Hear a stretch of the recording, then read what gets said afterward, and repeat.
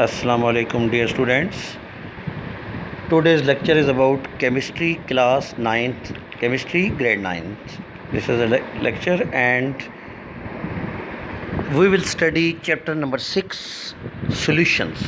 You have already learned first 5 chapters. You have studied first 5 chapters in your pre-9th class. Therefore you have studied first 5 chapters and also chapter number 7. There are only 2 chapters are remaining, chapter 6 and chapter 8, and we are going to start chapter 6 today. The name of the chapter is solutions. You have read this definition in chapter number 1 also.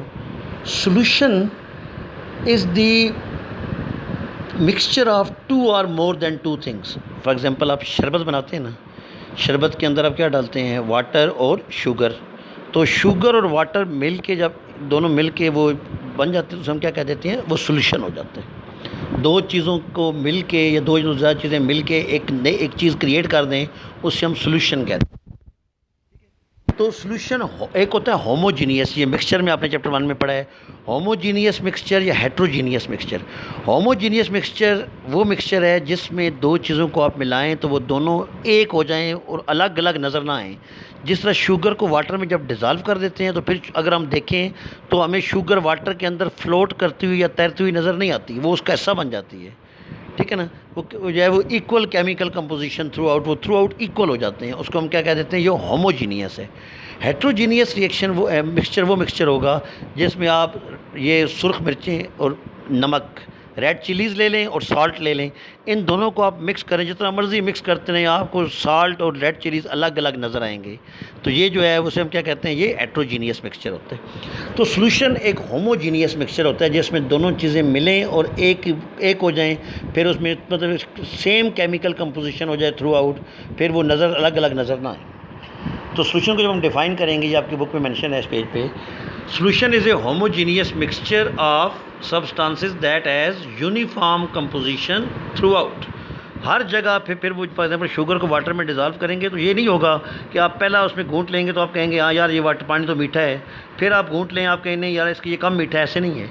पूरे के पूरे water में वो sugar equally dissolve हो जाएगी और उसकी equal composition हो जाएगी थ्रू आउट. उसे हम सोल्यूशन कहेंगे. अब सोल्यूशन के अंदर 2 चीज़ें होती हैं, मैंने अभी आपको बताया. एक फॉर एग्जांपल आप अगर शरबत बना रहे हैं तो वाटर है और शुगर है. अब आपको पता है कि वाटर ज़्यादा क्वांटिटी में हम डालते हैं, शुगर हम कम डालते हैं. तो अब जो ज़्यादा क्वांटिटी में होगी चीज़ उसे हम सॉल्वेंट कहेंगे. सॉल्वेंट को हम कैसे डिफ़ाइन करेंगे, in a solution the substance which is present in larger amount. Solution के अंदर जो ज़्यादा अमाउंट में सब्सटेंस होगा उसे हम क्या कहेंगे, उसे हम कहेंगे ये सॉल्वेंट है.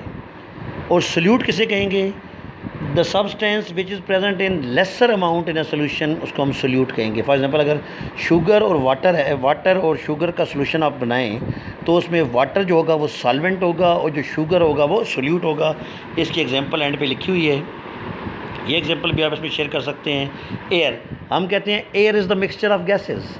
एयर में सबसे ज़्यादा नाइट्रोजन गैस होती है 78% और 21% उसके अंदर ऑक्सीजन गैस होती है. ये दोनों मिल के 99% हो जाती हैं. फिर जो पीछे 1% बचता है उसमें फिर कार्बन डाइऑक्साइड है, हैलोजन्स होती हैं, कुछ वाटर वेपर्स होते हैं, कुछ हाइड्रोजन होती है, कुछ. तो ये सारी फिर मिल के 1% बनाती हैं. तो एयर के अंदर मेन 2 बड़ी गैसेज हैं. नाइट्रोजन ज़्यादा होती है, वो 78% होती है, वो सॉल्वेंट है. और जो आपकी ऑक्सीजन है वो 21% होती है, वो लेस अमाउंट में है तो वो सोल्यूट है. ये एग्जांपल यहाँ पे शेयर हुई है बुक के एंड पे. उसके बाद आ जाए नेक्स्ट जो हमारा है, इसमें लिखा हुआ है जी एक्वस सोल्यूशन. एक्वस सोल्यूशन वो सोल्यूशन होगा जिसमें सॉल्वेंट वाटर हो. जिसमें सॉल्वेंट वाटर होगा उसको हम एक्वस सोल्यूशन कहेंगे. यहाँ पे आप देखें डेफिनेशन क्या है, a solution in which water is solvent is called aqueous. Aqueous solution वो सोल्यूशन नहीं होगा जिसमें वाटर आप कम डाल दें, वाटर कम हो और दूसरा सब्सटेंस है वो ज़्यादा हो. वाटर जो है वो सोल्यूट में या लेसर क्वांटिटी में नहीं होना चाहिए. वाटर ज़्यादा क्वांटिटी में होगा तो वो सॉल्वेंट होगा. तो जिस aqueous solution is that solution in which water is a solvent, उसे हम कहेंगे एक्वस सोल्यूशन. अब देखिए 3 किस्म के सोल्यूशन आपके सामने यहाँ पे मेंशन है. एक है सैचुरेटेड सोल्यूशन, एक है अनसैचुरेटेड सोल्यूशन, एक है सुपर सैचुरेटेड सोल्यूशन. देखिए अगर आप फॉर एग्ज़ाम्पल मिल्क या दूध ले लें, मिल्क के अंदर आप आम नॉर्मल मिल्क आप लेके आए हैं, उसके अंदर आप शुगर डिज़ोल्व करना शुरू करें। शुगर डिज़ोल्व होती रहेगी, एक स्टेज वो आएगी कि मज़ीद शुगर उसमें डिज़ोल्व नहीं होगी, फिर उसको मिल्क को आप उठा के रख देंगे उसके स्टोव के ऊपर, चूल्हे के ऊपर रख देंगे। उसको फिर आप हीट करेंगे। जब आप हीट करेंगे तो फिर उसमें मज़ीद और शुगर भी डिज़ोल्व हो जाएगी। जिस तरह मिठाइयों का शीरा बनता है, जलेबी लेने आप जाएँ, वो शीरा बना हुआ होता है, साइड पर पड़ा होता है, ठीक है। उसके अंदर पहले आम नॉर्मल वाटर जो है के अंदर शुगर डिज़ोल्व करेंगे, हो जाएगी, फिर मज़ीद शुगर डिज़ोल्व नहीं होगी, फिर उसको हीट करेंगे, फिर उसके अंदर फॉर एग्ज़ाम्पल अगर ठंडे पानी में 1 kg शुगर डिज़ोल्व हुई है, फिर उन्होंने हीट किया है तो 1 kg और डिज़ोल्व हो गई है, वो बन जाएगा सुपर सैचुरेटेड सोल्यूशन। अब जब उसको आप ठंडा करेंगे तो वो जो 1 kg शुगर बाद में डिज़ोल्व हुई है ना हीट करने के बाद, वो वापस उसमें से निकल के दोबारा नीचे सेटल डाउन हो जाएगी। इसलिए जब भी आप मिठाई लेने जाते हैं ना, जलेबी ख़ास तौर पे लेने जाते हैं जब, तो वो एक तो घी वाले उसको जो है वो उसको आग जला के उसको हीट करते हैं, और साथ जो शीरे वाला पड़ा होता है उसको भी हीट करते हैं। उसको इसलिए हीट करते हैं ताकि वो जो नीचे शीरा बैठ गया, दोबारा जो चीनी नीचे बैठ गई है, वो दोबारा उसके अंदर डिज़ोल्व हो जाए और फिर वो ज़्यादा मीठा बन जाए, ताकि उसका जो टेस्ट है ज़्यादा मीठे का, वो टेस्ट बरकरार रहे। अब देखिए आप, एक होता है सैचुरेटेड सोल्यूशन। सैचुरेट का मतलब होता है, जिस आप कहते हैं मैंने जी खाना सैर होके खा लिया है, मज़ीद गुंजाइश नहीं है। सैचुरेटेड सोल्यूशन वो सोल्यूशन होता है जिसके अंदर सोल्यूट डिज़ोल्व हो जाए, इतना सोल्यूट डिज़ोल्व हो जाए कि मज़ीद उसमें सोल्यूट को डिज़ोल्व करने की जो है वो एबिलिटी ना हो, उसे हम कहते हैं saturated solution. Saturated solution is that type of solution in which we can not dissolve more solute at a particular temperature. Temperature का जिक्र इसलिए है कि जब टेम्परेचर बढ़ाएंगे तो फिर मोर सोल्यूट डिज़ोल्व हो जाएगा। तो ये वो टेम्परेचर, फॉर एग्जांपल आपने रूम टेम्परेचर पे आम पानी लिया है, आपने वाटर लिया है, तो उसके अंदर जब आप डिज़ोल्व करते जाएंगे तो एक स्टेज आएगी कि मज़ीद सोल्यूट डिज़ोल्व नहीं होगा, तो वो जो सोल्यूशन बनेगा उसे सैचुरेटेड सोल्यूशन कहेंगे। अनसैचुरेटेड सोल्यूशन वो सोल्यूशन होगा जिसके अंदर सोल्यूट की क्वांटिटी कम हो। A solution in which more solute can be dissolve, जिसमें और सोल्यूट डिज़ोल्व हो। जैसे आप कहते हैं यार कि खाना मैंने खाया है लेकिन मैंने भूख रख के खाना खाया है, इसका मतलब है आप अनसैचुरेटेड हैं, अभी मज़ीद आप जो है वो खाना खा सकते हैं, उसे हम कहते हैं क्या, अनसैचुरेटेड सोल्यूशन। सैचुरेटेड में खाना सैर होके खा लिया है, मज़ीद गुंजाइश ना हो, उसे हम कहते हैं सैचुरेटेड, जिसमें और सोल्यूट डिज़ोल्व ना हो सके। और अनसैचुरेटेड में मोर सोल्यूट डिज़ोल्व हो सकता है, वो अनसैचुरेटेड है। एक होता है सुपर सैचुरेटेड सोल्यूशन, जिसमें एक लिमिट से ज़्यादा सोल्यूट डिज़ोल्व हो जाए। जिस तरह यहाँ पे आप देखें,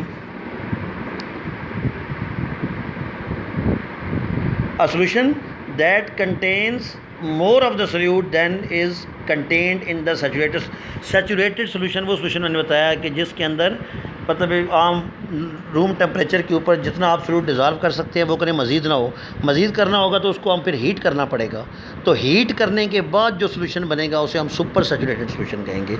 उसमें आप कहते हैं ना मैंने जी खाना बहुत हद से ज़्यादा, एक लिमिट से ज़्यादा खा लिया है, वो सुपर सैचुरेटेड होता है। सैचुरेटेड कौन सा होगा, जिसमें मज़ीद क्वांटिटी सोल्यूट की डिज़ोल्व ना हो, in which more solute can not dissolve. Unsaturated, जिसमें और मज़ीद सोल्यूट डिज़ोल्व हो सके, उसे अनसैचुरेटेड सोल्यूशन कहेंगे।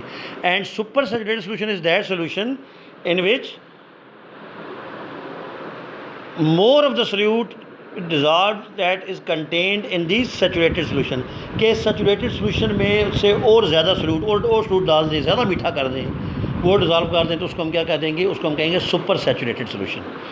चलिए ठीक है, थैंक यू वेरी मच। यही आपका आज का लेक्चर था। इनकी सिर्फ इसमें डेफिनेशंस हैं दोनों पेजेस पे, ये आपने सारी डेफिनेशंस अपनी नोटबुक्स पे मेंशन कर लेनी है, लिख लेनी है, और फिर इनको प्रिपेयर भी कर लेना, याद भी कर लें। साथ साथ जो लेक्चर आपको मिले उसको याद करें, और याद करने के बाद उन नीट कापीज़ पे लिखें और फिर उसको याद भी करें।